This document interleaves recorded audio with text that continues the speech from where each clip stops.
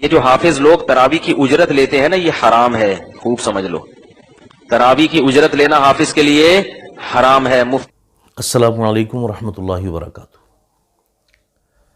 ماشاء اللہ، جزاکم اللہ، تبارک اللہ، الحمدللہ آپ سب حضرات خیریت سے ہوں گے۔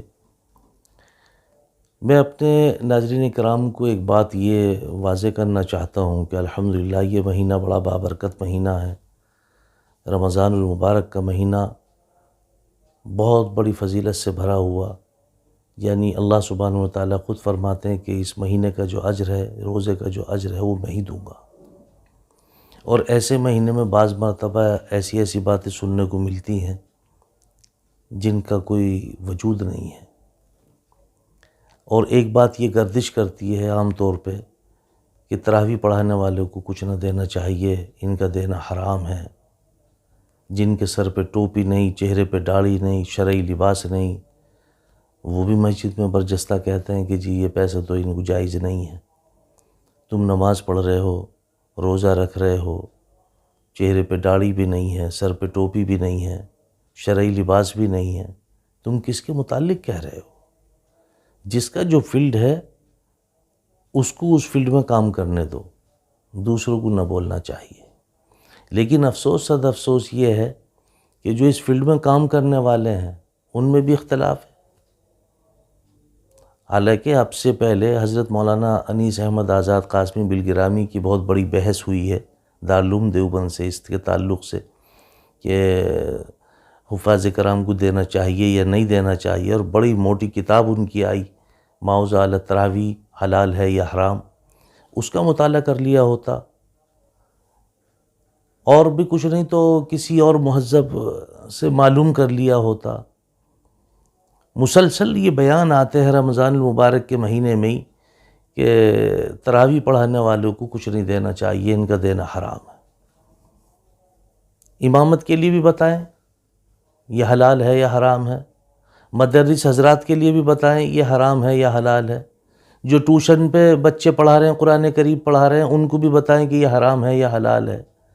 ایک قاری بغیر پیسے کے جلسے میں آنے کو تیار نہیں، ایک مقرر بغیر پیسے کے جلسے میں آنے کو تیار نہیں، اور باتیں اتنی کہ بس اس حافظ کو مت دو اور سب کو دے دو۔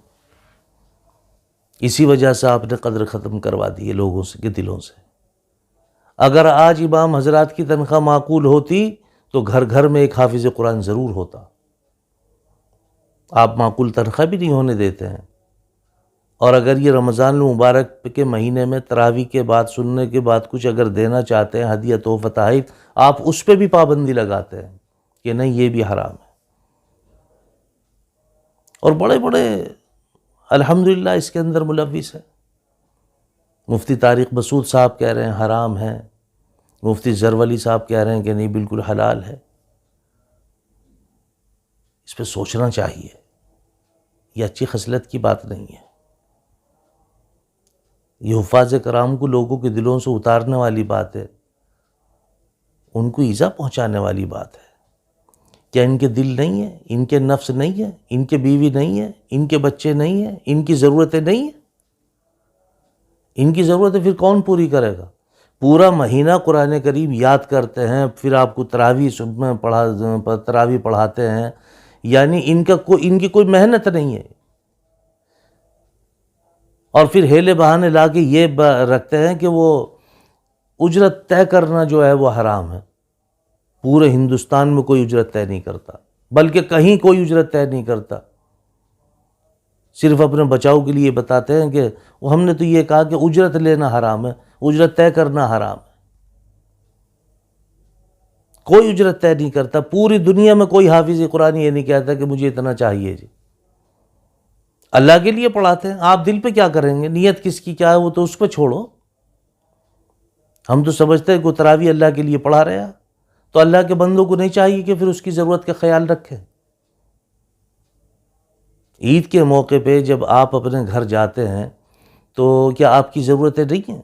آپ کی بیٹی، آپ کی اہلیہ، آپ کا بیٹا آپ سے کوئی خواہش ظاہر نہیں کرتا کہ ابو ہمیں یہ لا کے دو، ابو ہمیں یہ لا کے دو۔ اسی طرح سے ان کی بیوی، ان کی بیٹی، ان کا بیٹا نہیں ہے، ان سے نہیں کہتا ہوگا، وہ ان سے نہیں کہے گا کہ ہماری یہ ضرورت ہے ابو جان یہ لا کے دو۔ سوچنا چاہیے، ارے علماء پہ خرچ کرنا تو آپ کی خوش نصیبی ہے کہ آپ علماء پہ خرچ کر رہے ہیں، ورنہ لوگوں کو دیکھو مال میں جا کے کیا کیا کر رہے ہیں، بریک ڈانس دیکھ رہے ہیں، کنجریوں پہ پیسہ لٹا رہے ہیں، کنجروں پہ پیسہ لٹا رہے ہیں۔ اگر علماء پہ 10 روپے خرچ کر رہے ہیں تو علماء انگلی اٹھا رہے ہیں، اور انہی علماء پہ کوئی خرچ کر دے تو سبحان اللہ اور الحمدللہ ہو جائے گا۔ سوچنا چاہیے کم از کم کہ یہ حافظ قرآن ہے، کوئی کام نہیں کرتا، سارا دن قرآن کریم کو یاد کرتا ہے، صحیح سے افطار بھی نہیں کرتا کہ نہیں پڑھا نہیں جائے گا، پھر آپ کو تراویح پڑھاتا ہے، 20 رکعت تراویح کی ہیں، 3 رکعت وطر کی ہیں جو پڑھاتا ہے، اس کے ذمہ ہے۔ آپ یہی سوچ لیں کہ یہ آدمی الگ سے محنت کر رہا ہے، اور اسی پہ تو بحث ہوئی تھی حضرت مولانا انیس صاحب قاسمی دامت برکاتہم کی بھی، اسی پہ بحث ہوئی تھی۔ وہی ہیلے بہانے لائے تھے کہ نہیں طے کرنے کو حرام کیا، وہ طے تو کوئی کرتا ہی نہیں ہے دنیا میں،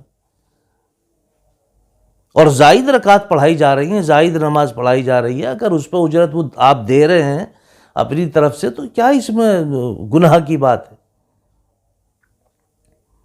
ارے اللہ کے بندو، کم سے کم امت میں کہیں تو جوڑ پیدا ہونے دو، امت کے اختلاف کی وجہ بھی آپ بن جاتے ہیں۔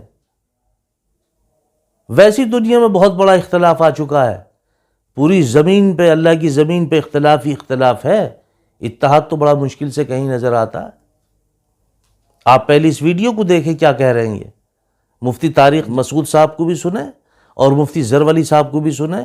میرے علاقے کے مفتی نے فتویٰ دیا کہ جو حافظ تراویح پڑھاتے اس کو اجر نہ دیا جائے۔ اللہ تعالیٰ اس مفتی کو ہدایت دے، اس کو اس گمراہی اور غلط فتویٰ سے اللہ پاک تو بتائے بونے کی توفیق۔ بخاری شریف سے ثابت ہے کہ بہترین اجرت وہ ہے جو قرآن پر ملے، اور کم از کم 1,20,000 حافظ قرآن کو ملنا چاہیے، ورنہ 80,000 ورنہ 30,000، اور تینوں روایتیں بخاری سے ثابت ہو رہی۔ یہ وہی لوگ ہیں جو خالی کاٹ چپوا چکے ہیں مفتیوں کے، باقی آگے اوپر سپر نہیں سمجھتے۔ یہ تو اجرت نہیں دی جاتی، یہ تو تکریم و تعظیم ہے۔ حرمین شریفین میں جب تراویح کا ختم ہوتا ہے، آپ ذرا اسکرین پر دیکھیں، کبھی ان کو اعلان ہوتا ہے کہ فلاں شہزادے نے فلاں جگہ محل بک کر کے دیا ہے، خریدا ہے، یہ اس کا فائل ہے۔ پھر اعلان ہوتا ہے فلاں ملک کے بادشاہ نے فلاں ملک کے اندر سرائے محل خرید کے امام صاحب کو دیا ہے۔ یہ جو حافظ لوگ تراویح کی اجرت لیتے ہیں نا، یہ حرام ہے، خوب سمجھ لو۔ تراویح کی اجرت لینا حافظ کے لیے حرام ہے۔ مفتی زرولی صاحب ہمارے لیے قابل احترام ہیں، مگر ان کا تراویح کے بارے میں جو اجرت کا فتویٰ ہے 100% سے بھی زیادہ غلط ہے۔ ناظرین، ان دونوں تقاریر کو لے کر دارالعلوم دیوبند کا بھی فتویٰ گیا ہے۔ دارالعلوم دیوبند کا فتویٰ ہمارے لیے اہم ہے، ہم اس فتوے پر ہی عمل کرتے ہیں۔ آپ کو بتاتے چلے، ایشیا کی عظیم دینی درسگاہ دارالعلوم دیوبند سے فتویٰ آیا ہے ان دونوں تقاریر کے تعلق سے۔ آپ اپنی اسکرین پر اس وقت دیکھ سکتے ہیں، فتویٰ آپ کو دکھائی دے رہا ہے۔ سوال کرنے والے نے سوال کیا ہے، انہوں نے جواب دیا ہے، بسم اللہ الرحمن الرحیم، مفتی طارق مسعود صاحب کی جو بات آپ نے نقل کی وہ درست ہے، تراویح میں قرآن سنا کر پیسے لینا ناجائز ہے۔ اور جو یہ بڑا چینل ہے کہاں سے، دیوبند سے، ظاہر بات ہے وہ انہی کے تعلق سے آتی ہیں بات، ان کو بھی سنیں پھر بعد میں انہوں نے کیا وضاحت کی ہے۔ کہ خود سے کوئی اجرت لیتا ہے، کوئی طے کرتا ہے کہ میں اتنے پیسے لوں گا قرآن سنانے کے، یہ ناجائز ہی ہے۔ بلکہ اپنی طرف سے جو مقتدی حضرات جو ان کو ہدیہ دیتے ہیں بستی والے، یہ بہترین ہدیہ ہے۔ آپ جتنا ہو سکے زیادہ سے زیادہ ان لوگوں کو ہدیہ دیں، ان کا خاص خیال رکھیں۔ ہم تو یہ کہہ رہے ہیں کہ اجرت طے کرنا جو ہے وہ حرام ہے، اجرت کوئی طے نہیں کرتا بھائی۔ امام کی تنخواہ آپ طے کرتے ہیں، مدرس کی تنخواہ محتمم طے کرتا ہے، یہ تو بیچارہ بے بس ہے، گونگا بہرا ہے، اگر اپنی زبان سے کچھ نکال دے تو فوراً پکڑ میں آ جاتا ہے۔ میرے بھائیو، ہوش کے ناخن لو، ہوش کے ناخن لو، امت میں اختلاف کی وجہ مت بنو۔ وجہ اختلاف تو اور بہت ہے، اللہ امت میں اتحاد پیدا فرمائے، اللہ لوگوں کے دلوں میں علماء کی قدردانی کی توفیق نصیب فرمائے، اس سے بات بنتی ہے۔ نیت کرو کہ انشاءاللہ ہم اپنے گھر میں ایک حافظ قرآن ضرور بنائیں گے، پھر دیکھیں گے کتنی مرتبہ آپ تراویح پڑھائیں گے اور پیسہ نہیں لیں گے۔ آج اگر امام حضرات کی تنخواہ معقول ہوتی، گھر گھر میں ایک حافظ قرآن ہوتا۔ گزارا کرتے ہیں خاموش مزاجی کے ساتھ میں، اس کے باوجود اگر ایک موقع آتا ہے تو اس پر آپ لوگ جینے نہیں دیتے، رہنے نہیں دیتے۔ انگلی اٹھانا ایک نصب العین بن چکا ہے کہ تراویح پڑھانے والے کو مت دو، تراویح پڑھانے والے کو مت دو۔ اللہ حفاظت فرمائے، اللہ حفاظت فرمائے۔